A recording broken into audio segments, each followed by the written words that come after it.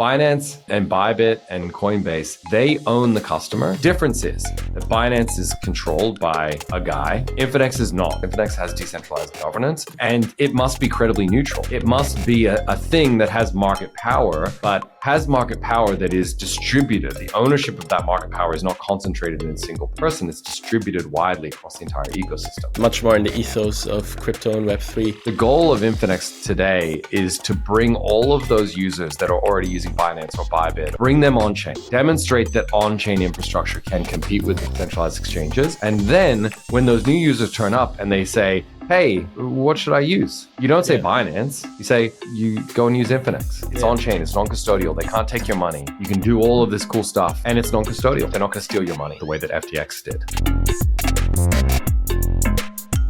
All right, everyone. Thank you for tuning into another episode of the Teach Me DeFi podcast. Super excited for this one because we got none other than Kain Warwick on the show, the founder of Synthetix, of course, a major OG DeFi protocol on Ethereum. But he's also a partner at venture capital firm Bodhi Ventures and founder of Infinex, which we'll get into in the episode. Hey, Kain, thanks for coming on the show. Thanks for having me. Yeah, great to have you here. I like to kick this off with a funny story from ETHCC. So I had just arrived, which was last week, by the way, for everyone listening. I had just arrived at the conference, went upstairs, got some water, and someone tapped me on the shoulder and just started the conversation, hey, I'm so-and-so. And I was like, hey, how are you? We started talking, and eventually he offered me this hat, right? And I looked at it and it said meme investor. And I turned it around and I had a look, it said Infinex. And I was like, wait a minute, that rings a bell, right? So I was like, isn't that the project founded by Kain? And he was like, yeah. And I was like, I have him on the podcast next week. So that was just random. And it was, maybe that rings a bell, and it was Yingli. Of course, yeah. Beautiful long hair. We had, I think, 20 people on the ground, and maybe a couple hundred hats. So we were doing carpet bombing around ETHCC. That's awesome. So he said I should put the hat on at the beginning of the episode, which would have been hilarious, right? Nice. But unfortunately, I lost it. Oh no. Yeah, that's right. Like a lot of meme investors, unfortunately. Yeah. As you know, there were all these side events. We were going from side event to side event, had put it on some table, and someone must have nicked it. It was gone. They were a hot commodity at ECC. Yeah, I imagine. Someone who doesn't deserve a meme investor hat is out there right now wearing it. A little funny story. He mentioned you live in Australia, right? That's right. Yeah, we're in Sydney. Sweet. I actually lived in Sydney for about a year. Oh, nice. Whereabouts? Close to Coogee Beach. Okay. Close I'm in Tama, so close by. Yeah. Also saw that you went to Waverley College, which I think is close to Bondi Junction, right? Yeah, it's near Bondi Junction, yeah. Yeah, really liked it. Different quality of life than in Germany. I joke with my fiance that we traded in being close to the ocean to now being close to a car wash. Yeah, I mean, at least it isn't a 20-hour flight to get to a conference, though. So, trade-offs. Yeah, that's pretty much the main downside of living in Australia. It's so far away from everything else. Perhaps we start there. I think you have an interesting story, interesting background. You grew up in the US, moved to Australia. Tell me a bit about that. How and then how did you get into crypto? What has been your journey like? I think you were a Bitcoin maxi at some stage, and now you obviously are not anymore. So yeah, just tell me about that. Yeah, I mean, I was a Bitcoin maxi and then I was an ETH maxi, right? And now I've pivoted to a multi-chain maxi, I suppose, right? So yeah, it's part of the journey, I guess, right? It's funny. I didn't learn anything from being a Bitcoin maxi to being an ETH maxi. You would have thought I would have been like, oh, maybe I shouldn't get too tied into one particular chain, but I didn't learn that lesson. Maybe I've learned it now. So I was interested in startups from a young age, and I dropped out of university and moved to Seattle to do a payment startup.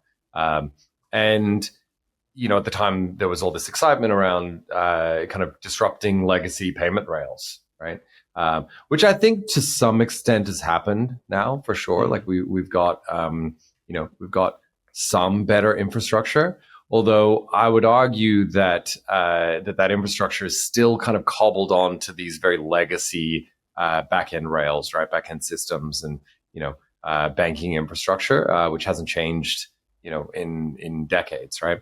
So fintech startups, while I think they've made some progress, they're somewhat hampered by the fact that they have to, be built on this legacy tech. And so when I first found out about Bitcoin, I was running an online retail business, and like a lot of early Bitcoin people, and I mean, the white paper, right, is about payments, like peer-to-peer electronic cash, right? I don't think anyone, including Satoshi, anticipated the volatility of Bitcoin, right? Like the idea was, maybe they're worth $5 each, and you can trade them and it's not a big deal, right? And unfortunately, that was maybe several orders of magnitude off in terms of the assessment of volatility that would happen, right? And so I realized, I think fairly quickly, we implemented Bitcoin payment rails via Coinbase Commerce and tried a few other things into our online retail business. I think maybe a couple of transactions happened in Bitcoin, right? Adoption was low at this time. This is like 2013 or something like that. And it just wasn't the best payment method, right? I continued doing online retail. I built a payment gateway after that. My next startup was a payment gateway that allowed people to put cash into digital services. And one of the immediate use cases there was Bitcoin, buying Bitcoin with cash, right? Particularly in Australia, the banks had been very aggressive in debanking crypto exchanges and crypto platforms. So there was this kind of banking arbitrage that was going on, right? Like to the level of you would go to one of these Bitcoin brokers and say, I want to buy $1,000 worth of Bitcoin. They had a whole bunch of entities that they had spun up, right? These like shell companies, and they would give you the bank account number to go into a bank and fill out a deposit slip and hand over your cash, right? It was super, super clunky. And, the banks would kind of look at this, right? And obviously they didn't have, I would say probably the best monitoring of this, arbitrage vector, right? And so after a while, they'd be like, hang on a second, there's like a $500 deposit in this state, and then in this city, and then in this other state, and like 10 deposits in a day at different branches, like something's going on, and they would shut down the bank account. And then they would roll another one out, and so it was this cat and mouse game, right, of trying to get money into the Bitcoin ecosystem.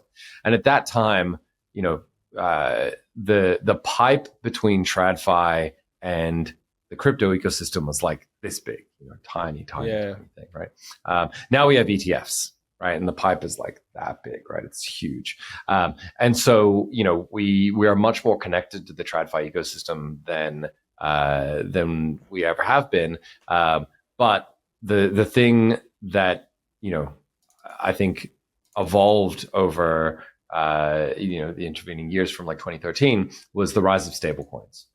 Tether launched, and there were other BitShares, and there were other stablecoin schemes, and then eventually USDC and TrueUSD and Paxos and a bunch of others. And I think that with the launch of Ethereum, it seemed obvious that there would be decentralized stablecoins that were not just like dollars in a vault somewhere, with IOUs issued against them. And Maker had a very good approach to this, levering up on ETH, using ETH as collateral.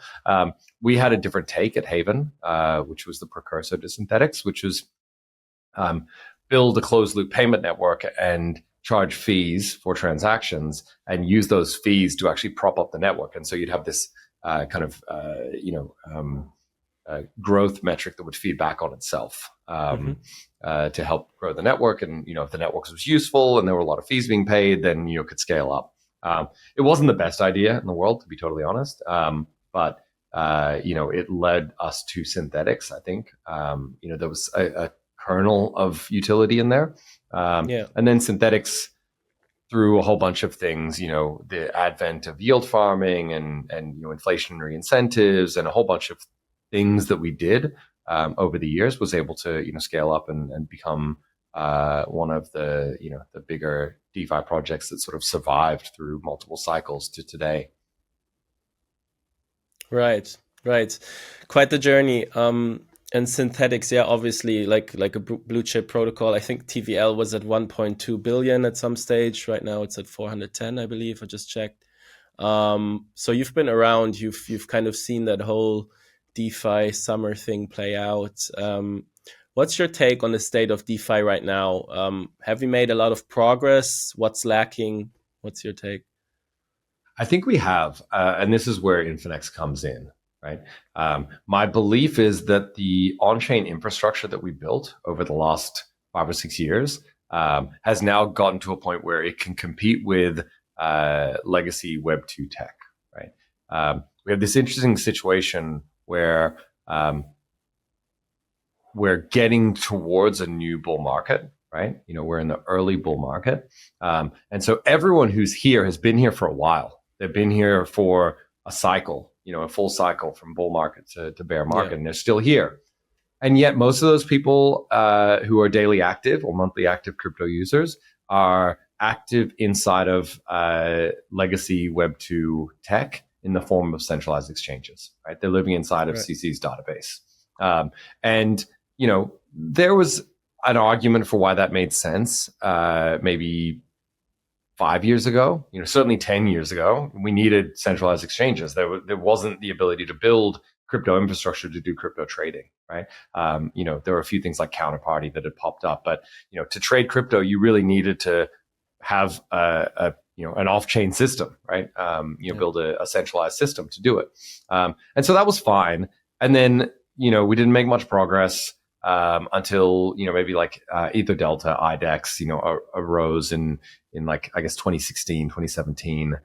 You started to see the rise of DEXs, and then through 2018, the launch of Uniswap, and it got better and better. And we're doing a lot of volume, especially perps and spot trading, but the vast majority of activity, and certainly the vast majority of users, are still living in centralized exchanges. And today in 2024, that to me feels like a failure. I think that we can do better. And so, the purpose of Infinex is to rebuild the feature set of centralized exchanges in a decentralized infrastructure.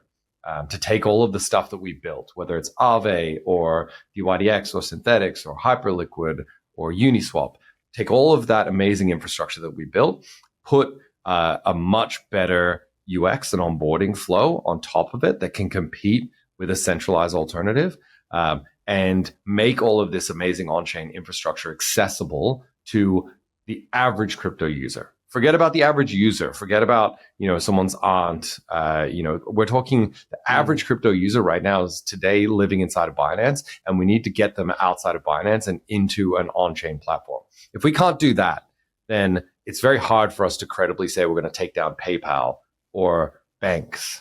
If we can't even beat the people in our own backyard, then we haven't yet earned the right to go and take on TradFi, in my opinion. So this is the first boss, right? We need to replace centralized exchanges with on-chain infrastructure. Once we do that, then we can have a conversation about blowing away Wall Street. Right. That's an interesting approach. So you're kind of going with the lower hanging fruit, so to say? Because often in crypto you have these like grandiose promises and missions, right? Which go after, like you said, probably the normal user who doesn't understand crypto yet. But your approach is to be kind of pragmatic about this and be like, okay, this is the first step we got to do. There are so many crypto users already, but they use centralized exchanges at the moment. So this is more straightforward to tackle first. And if we don't do it, right? So here's the interesting thing about crypto cycles, Yeah. right? Each cycle, new users start falling out of the sky. At some time in 2025, right? Bitcoin or ETH or Solana or something is going to hit a new all-time high, and it's going to create this cascade of interest. It'll spill out into like mainstream media, and people will just start turning up, right? Saying, the Googling, how do I buy Solana, right? Or how do I buy Bitcoin or whatever. The people who are already in crypto, if 95% of those people are using Binance, what do you think they're going to tell the new user to use? Yeah. Binance, right? We're just going to perpetuate the cycle. So the goal of Infinex today is to bring all of those users that are already using Binance or Bybit or OKEx or Coinbase, bring them on chain, right? Demonstrate that on-chain infrastructure can compete with centralized exchanges. And then when those new users turn up in June of 2025 and they say, hey, Sohail, what should I use? You don't say Binance, right? You say, okay, you go and use Infinex. It's on-chain, it's non-custodial. They can't take your money. You can do all of this cool stuff. You can go and yield farm. You can earn fees from trading on new exchanges, new chains, whatever, right? There's all this cool stuff you can do, and it's non-custodial, and they're not gonna steal your money, the way that FTX did last cycle. So you don't need to worry. And this is that's the first step. Get everyone who's in crypto, to kind of be convinced that this is the right approach. Onboard all of them, and then we can worry about the normies that are going to show up for next cycle. Right. So is the tagline or idea in a way to be like DeFi's front end with Infinex? I think that's close, right? DeFi is maybe even a bit narrow, though. There are things that people want to do on chain that are not DeFi. They're not financial, and not even just games, right? If we want to take, messaging and communication, right? There are very interesting protocols for decentralized communication. There are things like ENS. There are things like SocialFi, right? That are kind of interesting experiments that people might want to use. But oftentimes these things are kind of stuck in this very small silo because you need to kind of be on chain to use them already, right? So our goal is to first of all rebuild this feature set that you have in centralized exchanges, which is where the vast majority of users exist today. All of the things that you want to be able to do on Binance, you need to be able to do on Infinex. Once we've done that, then we can start rolling out really cool, novel things that most people would not be able to access because there is too high risk or the education barriers are too high. And you guys are trying to solve this. So the problem of trying to educate users. It's hard. I want to short circuit the education process. If you know how to use Web 2 tech, you're going to be able to use Infinex. You don't need to relearn a whole bunch of crazy stuff. That's not going to work, right? So. Yeah, right. I did have a look. I went on Infinex and checked it out, and I have to say it was really smooth experience. And you're doing a couple interesting things there, which we'll get into with Passkeys and kind of abstracting away several chains and having like one gateway. Perhaps we start here though. Just a quote from your website, and then we can dive deeper from there. It said, "Your Infinex account is a secure cross-chain wallet, currently supporting 6 EVM and non-EVM blockchains, including Ethereum and Solana." And it says, "Forget about multiple wallets, seed phrases, gas, bridging, and most common pitfalls of self-custodial crypto." Let's start breaking that apart. What are you guys doing to simplify the experience for users? One thing that we do that is now much easier, right? People have been talking about this for a long time, is abstracting away gas. There is no gas on Infinex, right? You click a button, you do a thing. There are two reasons for this. One, gas is now cheap enough. We have done tens of thousands of transactions across 20,000 accounts. It's cost less than 20 grand. It's so easy to subsidize this, right? Gas costs on Base, on Solana are so cheap. Even on mainnet, it's not as bad as it used to be because we've actually siphoned a lot of the activity off mainnet, right? There's less activity there today than there used to be. So, even mainnet is less congested than it once was. So that's a really obvious one, right? And the second reason why that's important to abstract away gas is not just the quantitative cost, right? If I say to you, it's going to cost you $1 to do a transaction on mainnet and 10 cents to do it on Base, you're like, okay, I need to choose between these two. How much am I willing to pay, et cetera?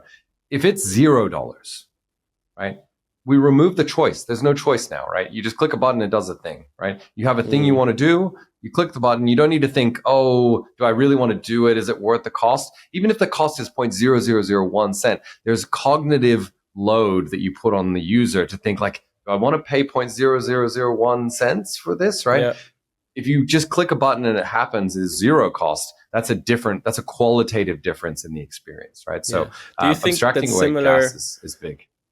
So sorry, do you think that's similar to in e-commerce, sort of psychologically, the free delivery thing? 100%. I come from an e-commerce background, right? E-commerce, you want to shave off each millimeter, right, of the funnel. And part of the reason for that is because margins are very tight in e-commerce, right? Yeah. You can be operating on 2-3% margins, right? It's a volume game depending on what category you're in.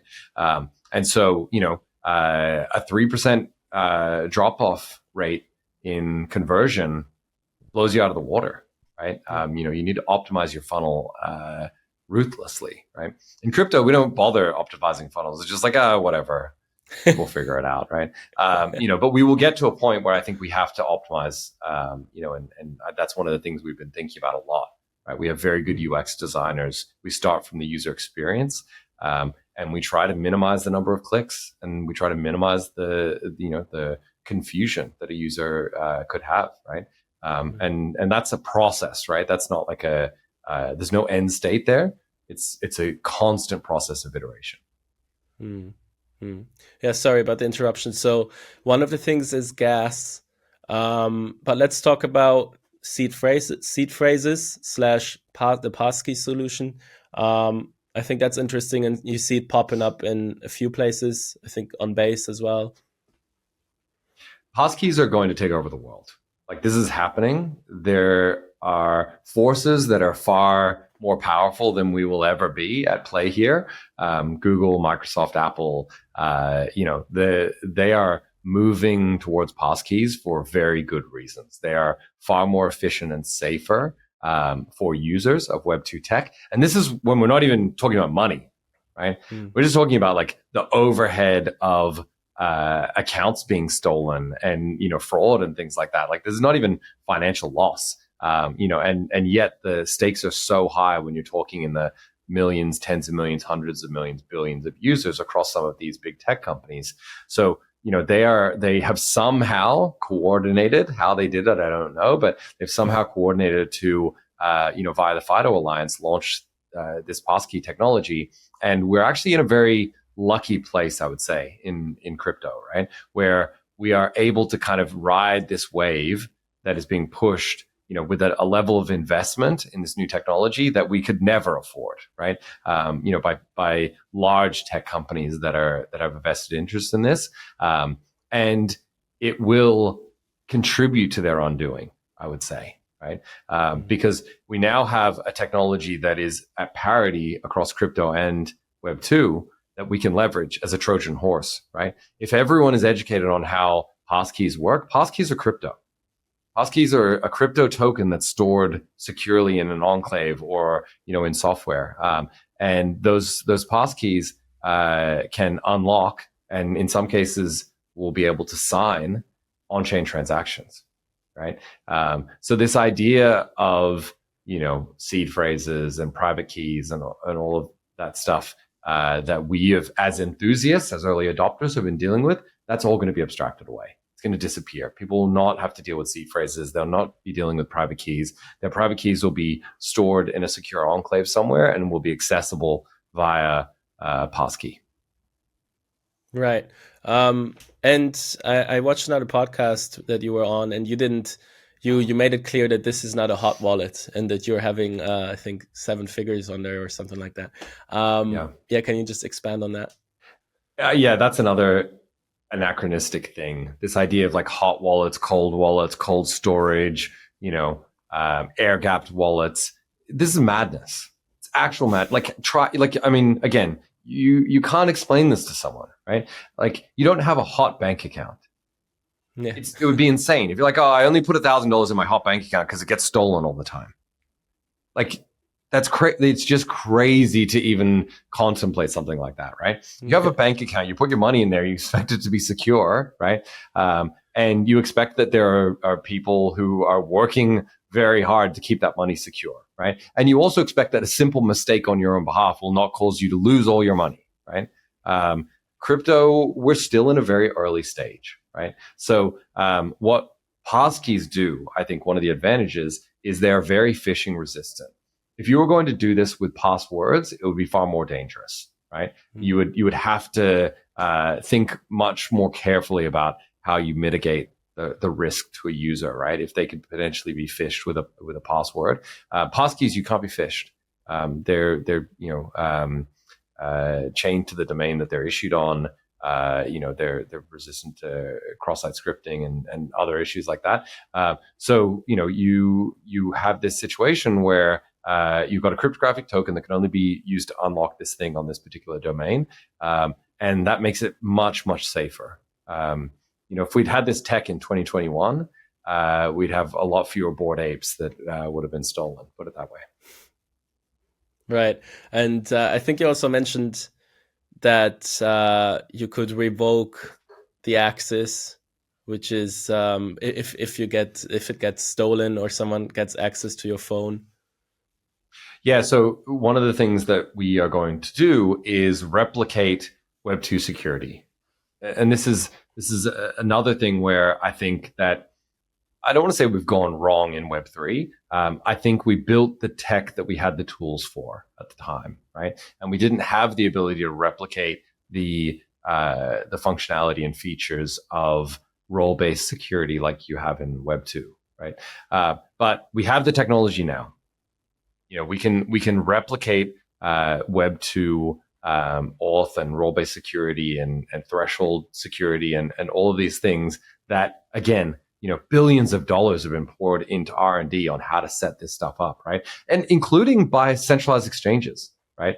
If you look at the security panel in Kraken or Binance or Bybit, right? A lot of thought and time and effort has gone into building that security posture, right? And allowing the flexibility for the user to choose their particular thresholds around, withdrawal limits, daily withdrawal limits, complete, fiat versus crypto, et cetera, giving users optionality.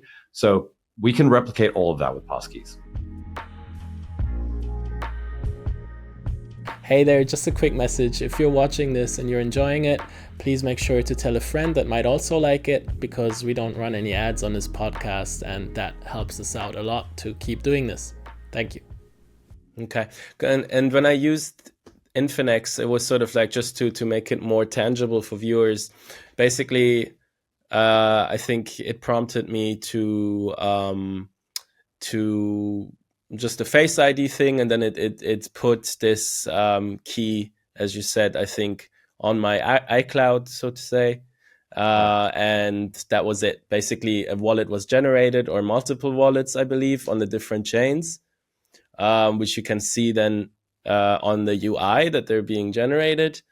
And yeah, that was basically it. So I didn't have to manage a seed phrase or save it somewhere in a vault or anything like that. Right. So it was kind of smooth in that sense. And the other thing was, there was something about funds recovery. which I wanted to talk to you about. What is that funds recovery about? Is this because it said to put an address, I believe, in there, which if you wanted to, you could initiate a recovery of funds, and you would send the funds to that address. But as you said, you guys are non-custodial, right? So how does that work? Is this on chain? Are you deploying smart contract wallets? Yeah, okay. These are smart contracts that are deployed, right? So we deploy a program on Solana, smart contracts across the 5 EVM chains. And prior to you depositing funds, right, at a time when it is not risky, or when the risk is far lower, right, we prompt you to give us an address that you are in control of, right, that you can then initiate an emergency withdrawal from.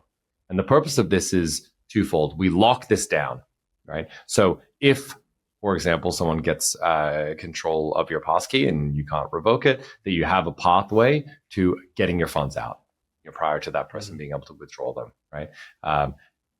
The other vector here is we are nuked. Infinex blows up. All of our middleware is gone, right? The website's gone. Turnkey even is gone, right? Like the entire thing is nuked. You can go directly on chain. The funds are yours. It is self-custodial in the sense that you can go directly on chain to wherever your assets are deposited, and you can submit a transaction via the EOA that you've connected, and initiate funds recovery on a smart contract directly via Ethereum. You can be running your own node, right? You don't need any infrastructure. As long as you have an internet connection and you're running your own node, you can literally spool it up and connect directly to the chain and get your funds back. So there's no risk of censorship or your assets being bricked. You have at all times the ability to recover those funds, and that's critical to our posture, right? It's critical to being non-custodial, is that you are not always reliant on our infrastructure to ensure that you can sign transactions and pass messages to the chain. Right. So would you do that from that address that you defined as the funds recovery Correct. Address? Would you? Exactly. Okay. Yeah, you submit a transaction from that address. Yeah, and there's a DApp.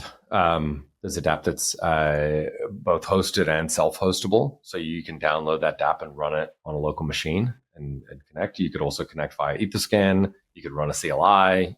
However you want to get a transaction on chain. So again, if Infinex was blown up for some reason, right? There would be ways to recover the funds directly. Gotcha.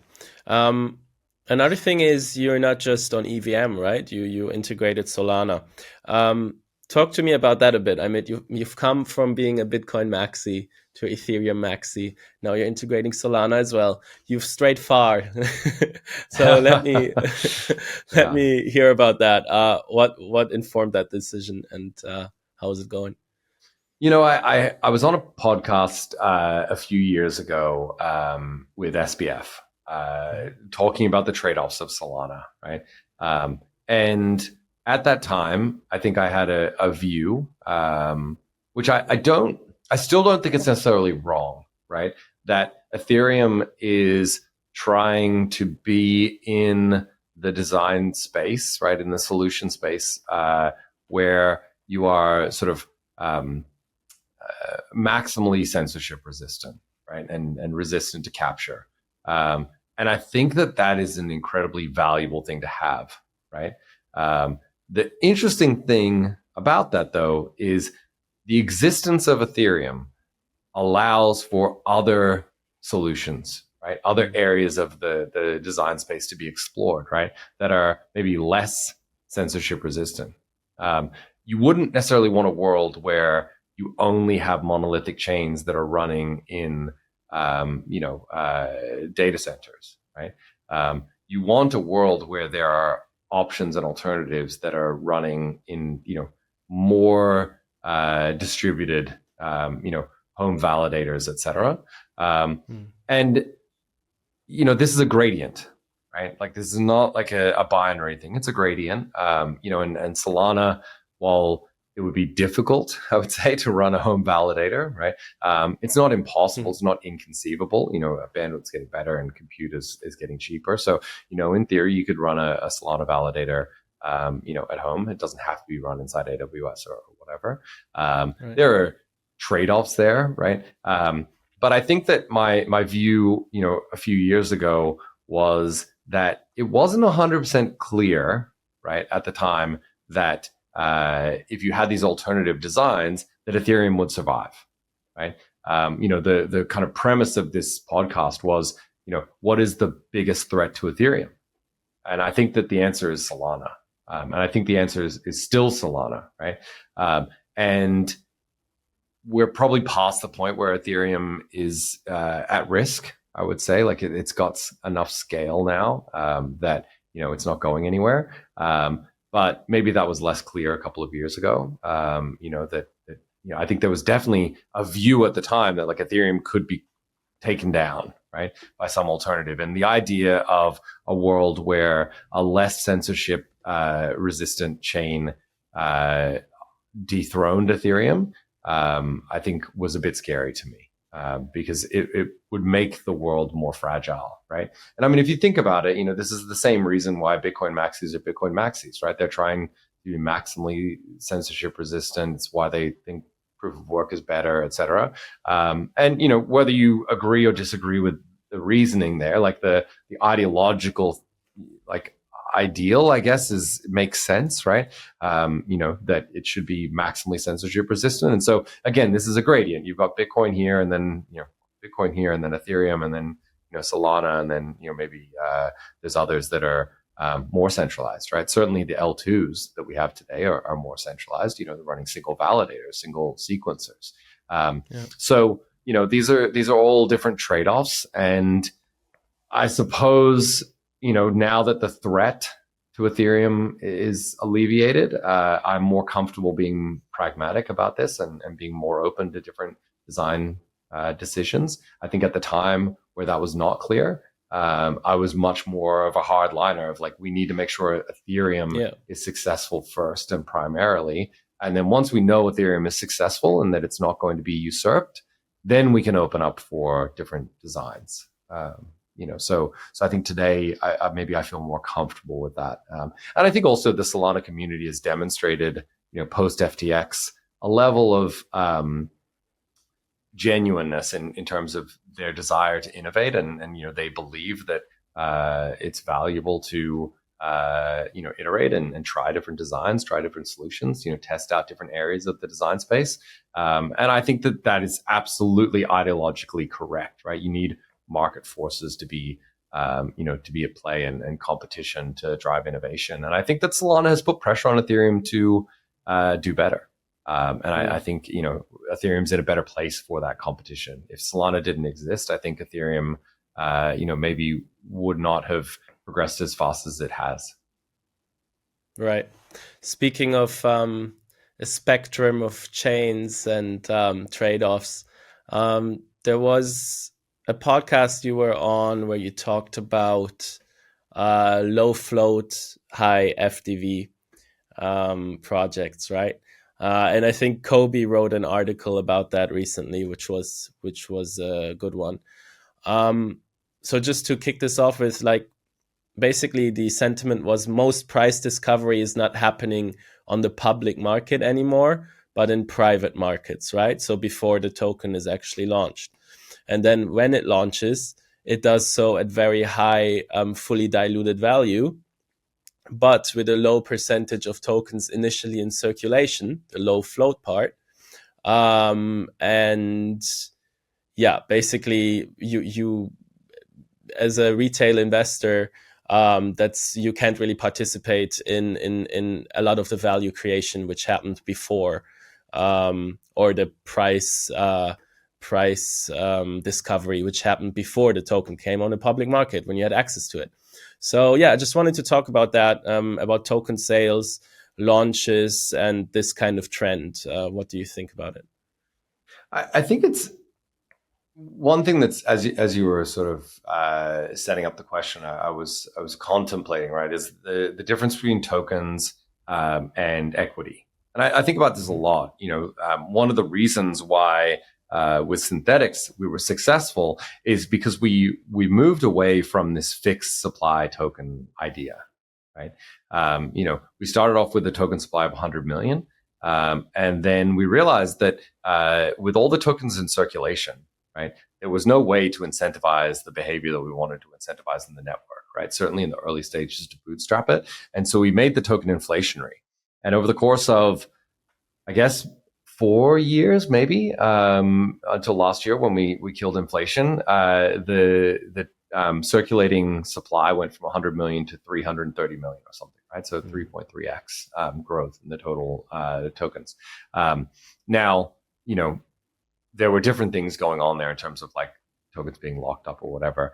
But if we think about it from the perspective of like a traditional startup, right? On day one, we're founders, right? So we launch a startup and we have 50 shares each or something, right? There's no outside investors or whatever. And then we go and sell some shares, right? And someone comes in, we don't sell our shares and us take the money, right? We issue new shares, right? So you issue another 100 shares, someone comes in, they invest, then there's another round, you issue more shares, and you're constantly increasing, the total number of shares over the life cycle. And then you get on market, you become publicly listed, and periodically, less so today, right? It's more about buybacks than share issuances, but, periodically you issue more shares. Certainly if you're a meme stock, you do, right? You do an at the market offering, right? Whenever you can. And so the supply of shares increases over time, right? But it increases over time, ideally as the business grows, right? And so if you look at, most mature businesses, the number of shares on issue, and then maybe you do a stock split, and we've seen this with Apple and Google over the years, 7-1 splits and things like that. Maybe you split the stock, and so you start off with 1,000 shares, and now you have 1 billion shares, right, on issue, right, and yet the stock price has gone up because over the history, of that. Continued issuance and dilution of existing shareholders, the value of the total enterprise has increased. I don't think anyone would question whether Apple is more valuable today than it was, in 2000 or 1982 or whatever. And so it doesn't really matter how many shares you have, right? You can keep issuing shares, and if the growth sustains it, then it's fine. When it comes to the FDV issue, right? It would be the equivalent of Apple in call it 2000, right? Having 1 million shares on issue, right? Being worth whatever it was worth, $100 million at the time, right? And if all of the shares that were going to be issued had already been issued, right? Let's say there was like 10 billion shares. Not in circulation. They're held by the company somehow in a vault or something like that, right? Or like held by investors, and that they're going to be, distributed out, right? That's not necessarily a problem because that's where we're at now. We've done multiple stock splits, multiple issuances. The shareholding has gone up. The number of shares on issue has gone up. By how we could probably look at it. I don't know the number, right? Like maybe 50x or something like that, right? And so, when you look at Apple in 2000, maybe 2%, it was a low FDV, except those shares were not real. They weren't actually issued, right? If they had been, and you'd had someone looking in 2000 saying, hang on a second, Apple's worth 100 million. The market cap is 100 million, but there's this other 98% of shares that imply that it's worth $1 trillion. Right. Like, it's not worth $1 trillion. That's crazy, right? But you're like, well, actually, funnily enough, if you have a time machine and you can go ahead to 2024, it is worth $1 trillion, right? It is actually a $1 trillion company. So there's not an inherent problem there, right? The problem is only if the growth of the enterprise value from, 2000 to 2024 in that intervening quarter of a century, right? In that 25-year period, doesn't keep up with the issuance, right? And so I look at these like low float, high FTV games, right? And the problem is not so much that there's like a small number of shares on issue, or that there, will be more tokens issued later, or things like that. That's not the fundamental issue. The issue is whether or not the implied future value, right, when all those tokens are issued, and also we're talking 4 years, not 25 years, right? Like we're talking a much more compressed period. Can anyone possibly do 50x growth in 4 years, right? Maybe, like it's crypto, we've seen crazier things, right? But it's hard. And for the vast majority of projects, it's not going to happen, right? At which point, you create an environment where arguably, the token is not worth holding, because it's not going to perform well enough to reach that implied future growth curve that it needs to have, right? If you need to have 50x growth. So all of that, I guess, is to say that, there's nothing inherently wrong with having a low float, high FTV token. It makes it hard. It puts a very high bar on performance and growth, right? And it also is decoupled from this idea of organic growth, right? Apple does a stock split because the share price has gone too high, right? So then they split. Like, it happens naturally, right? Like, it's not something that's coded in every 5 years. There's a stock split, right? Like, it's driven by market forces. So that's the difference I see as well. I mean, it is already implied from the start, like the FTV, we will get there. So that's the difference to Apple, which like is a momentary consideration of like, this is the growth we've had. This is the decision we're going to do about the shares. Agreed. And so, I just think it sets up projects for a very difficult time, right? Some will do it, some will be fine. Some will achieve that growth or exceed that growth, right? But many won't. And, this is startup life, right? Like, these are early stage startups we're talking about. Most early stage startups don't do 50x growth. They fail. They don't do any growth. They don't do 2x growth, right? They end up at zero. So, it makes it much, much harder, right? If it were an organic process that was happening naturally over time, as growth kicked in, it would be more sustainable. Right. Another thing I wanted to talk to you about was distribution. I came across a post of yours that said it's all about distribution. Basically, that was the post, which caught my attention. I think it was in response to a tweet stating, he who owns the customer captures the value.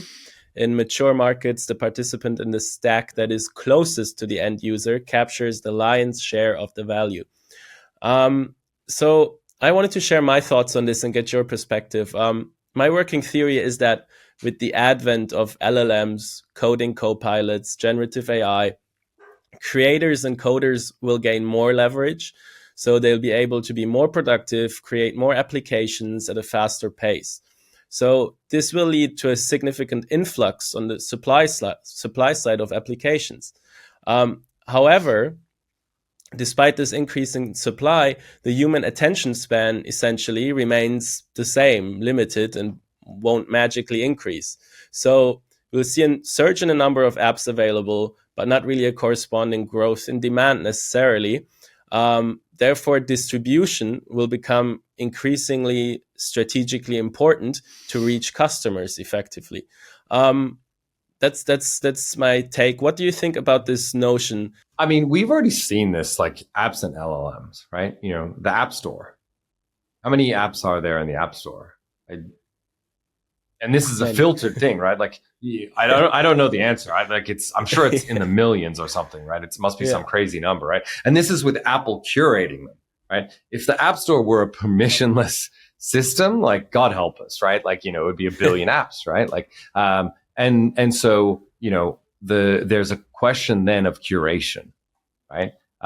If you have infinite supply, you need curation, right? You need some way of filtering through those things, right? And there's very well thought out schemes for that, right? Let people stumble across things randomly and then provide some kind of feedback loop, right? A review, or look at actual usage, use those metrics to then raise up the bar, etc. Maybe we get an LLM to just review all the apps and decide which ones we'll like, right? And curate it for us, right? And it's like just LLMs working against LLMs, right? These games get rapidly out of control. But certainly when you lower barriers to entry, right, which the App Store did, it made it easier for people to deliver apps, right? But the winner of this game is the App Store. That's the distribution, right? Because the App Store controls the customers, right? The App Store decides what gets in. The App Store decides how much is charged. The App Store captures that revenue, right? Of course, it passes on, a lot of it to the developer of the app, but it also keeps a very large chunk. That 30% Apple tax is not nothing, right? It's very high margin business to have that distribution. So I think irrespective of the saturation that we see in apps, right, in this proliferation of apps, I agree with you, right? It will become easier to deliver apps, right? There's still a lot of power in being the place where that curation happens, right? Where the distribution happens. And in order to be that place, in order to control distribution, you need to own the customer. If you own the customer and you own the place where the customer discovers new things, that is an incredibly powerful place to be. At the moment, we have that situation. It's Binance, right? Binance and Bybit and Coinbase, they own the customer. You log into your Binance account, right? This is a different pattern to what we have in on-chain land, where I bring my wallet to a dApp and then I disconnect it. I bring my wallet to another dApp, I disconnect it. It's a very transactional thing that happens. Binance is like, no. You have a Binance account. You log into your Binance account, and if you come back tomorrow, we'll show you a different thing. We'll show you what the latest token is or whatever. That's a very powerful position to be. You have a lot of market power there. We haven't been able to replicate that on chain. Infinex intends to replicate that. Now, the difference is that Binance is controlled by a guy, right? Infinex is not controlled by a guy. I don't control Infinex. Infinex has decentralized governance. It has hopefully soon wide distribution of governance power, right? This is one of the reasons why it's incredibly important that we distribute governance power. And it must be credibly neutral, right? It must be a thing that has market power, but has market power that is distributed. The ownership of that market power is not concentrated in a single person. It's distributed widely across the entire ecosystem. I think absent that, it will become very problematic, right? So this is an important ideological component of what we're building, is to build a credibly neutral platform that is not captured by a single actor or by a small group of people, that it is widely dispersed, the power. Agreed. That's much more in the ethos of crypto and Web3 in any case. Let's do a quick pivot to the venture side to wrap this up. Sure. I know you're quite active in angel investing. You're with Bodhi Ventures. What are you looking for in terms of projects when you consider to invest? And what types of projects or verticals are you focusing on? I think, there's this interesting thing happening now, like infra fatigue, right? ECC, it was like palpable, right? So much infra. Now, I absolutely do not want to say that infra is solved. I don't think it is, right? I think that there is still a lot of value in investing in infra. There are certain categories of infra that I think, we don't have enough competition in. But it's oftentimes hard to know, until after the fact, what infra is valuable, right? Or what infra is unique. So one of my favorite projects at the moment is Athena, right? This is a combination of a user-facing app and infrastructure. And I think the big difference between Athena and a lot of other stablecoin projects that have been built in the last 3 or 4 years is Athena takes a very pragmatic approach, right? It doesn't try and take a purist approach. If it took a purist approach, it would have like 200 milli TVL, right? And I think that that's the thing that has driven the growth in Athena, is this idea of, pragmatically delivering value for the user, right? And that's very much aligned with what Infinex is trying to do, to be pragmatic rather than purist. It's the same thing, I would argue, as like Solana versus Ethereum, right? Pragmatic versus purist, right? But it's easy to be pragmatic if there is a purist thing that exists in the market, right? You can leverage that to do a pragmatic solution, right? So the fact that Maker exists, right? The fact that Liquidity exists, we have decentralized stablecoins, even SUSD, Synthetix stablecoin, right? The fact that there are decentralized versions out there make it possible for Athena to say, well, we're going to make some trade-offs here. We're gonna be pragmatic about the set of trade-offs that we use, because we want something that's usable. Utility is the key thing, right? If it has utility, we can decentralize it later, right? And so, I'm very much a fan of that. And whenever I see a project that is taking that pragmatic approach, I'm very bullish on it, right? I think that is at this moment in time, pragmatism is extremely undervalued. Right. So you're pretty broad, not necessarily focused on DeFi or anything like that. No. Pragmatism is what you like to see. Pragmatic solutions, right, that deliver utility for users. That's what I'm looking for. I'm looking for it both as an investor, and I'm looking for it for Infinex. Athena is amazing for Infinex, right? You integrate USDE and pay out, fairly high yields on stablecoin deposits. That is crypto native. It's not coming from like dropping a bunch of treasury bonds into, a TradFi account. That's incredibly powerful, right? And very pragmatic. Now, is it purely decentralized? No, like it makes some trade-offs to get that, right? But I would rather it exists and that you have this crypto native yield, right, than make a different set of trade-offs and just dump a bunch of, treasury bonds into a hole and seal it up and issue IOUs against it, right?